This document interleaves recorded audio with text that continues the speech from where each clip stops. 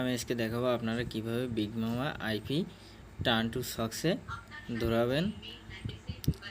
তো ফার্স্ট আমি একটা আইপি উঠাই নিয়েছি। আইপি উঠাই নিয়ে ইউজার নেমটা কপি করে আনছি। এই নিচে আছে পাসওয়ার্ডটা কপি করছি।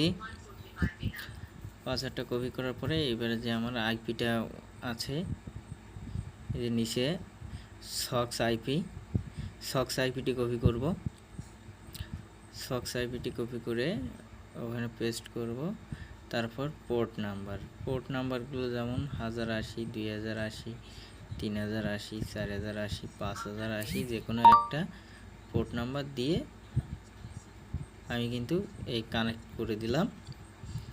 আমার আইপিটি কিন্তু অটোমেটিকলি কানেক্ট হয়ে গেল।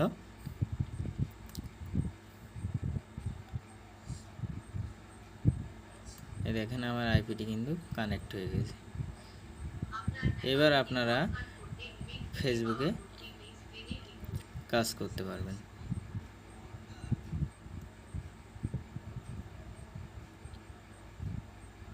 এবার অ্যাকাউন্ট ক্রিয়েট করবেন। অ্যাকাউন্ট ক্রিয়েটের প্রসেসটা